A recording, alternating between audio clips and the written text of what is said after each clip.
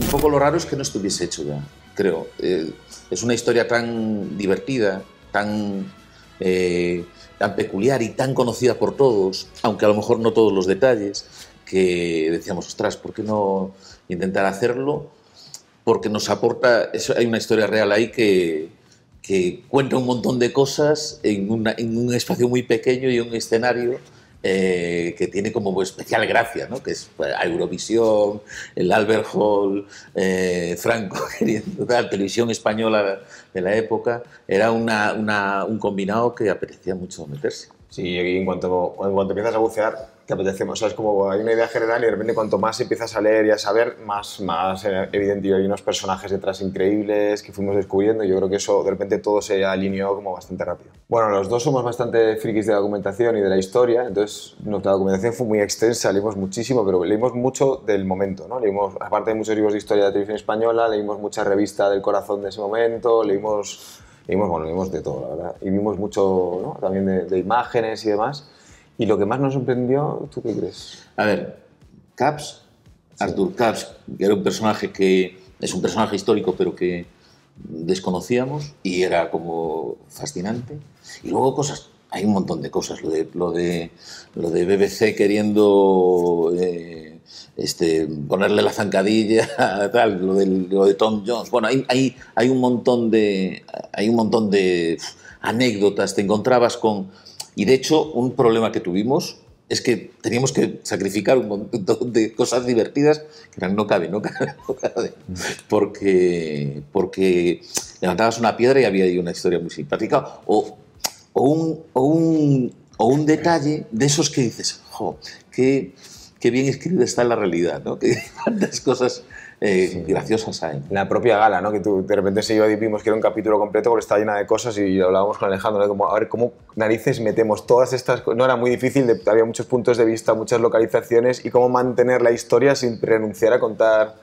Yo creo que eso fue muy exigente, ¿no? Para ti todo el proceso ese. No, y que pues, lo divertido también era de esto, ¿no? Como que al final las anécdotas más surrealistas eran las más verídicas. O sea, eran las verídicas. Como dices, vale. Sí, eran las menos verosímiles, ¿no? Es todo ficción y todo realidad.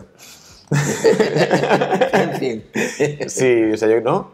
O sea, sí. hay alguna cosa inventada al 100% por necesidades dramáticas, pero todo está basado en la realidad y luego todo es ficción. O sea, no hay nada netamente... Al final tienes que fabular sobre, pues al final estás trabajando con personas reales y no sería ridículo pensar que íbamos a contar de verdad lo que sentían y lo que les pasaba a esas personas, entonces todo está documentado y a la vez todo está ficcionado. Sí, o sea, a mí me parece muy inteligente la manera de que escribieron ellos la serie de escoger un personaje ficticio para vehicular toda la historia e ir introduciendo a los personajes reales y los acontecimientos reales, pero desde una perspectiva, ¿no? Como más objetiva. Creo que, o sea, si ya se hubiera entrado en un personaje real llevando la historia, ya todo hubiera cogido otro tinte y no hubiese sido tan fácil, ¿no? Establecer como pues, una mirada más actual. Claro, sí. O sea, como que al final el tener a Patrick, que era un personaje ficticio, pero que está representando un poco la España del momento, hacer el viaje con él y que todos estos puntos de vista, de alguna manera, siempre tuvieran un gancho a un personaje al que quieres seguir porque tiene como,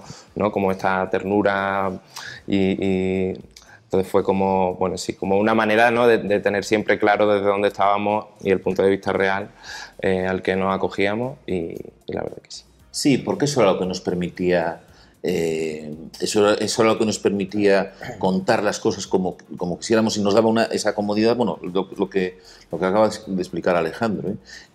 A partir de ahí podíamos construir todo. Es un personaje obviamente inspirado en personajes reales, algún Esteban hubo trabajando en esto, pero sí que eso él y su mundo, ¿no? Lucía y Carlos, ¿no? Ese mundo nos permitía también además hablar de cosas que serían muy difíciles con los personajes históricos, como sería ese vínculo que hay entre tu vida íntima, privada y la vida general de todos, ¿no? La vida en comunidad y la vida del individuo, ¿no? Sí.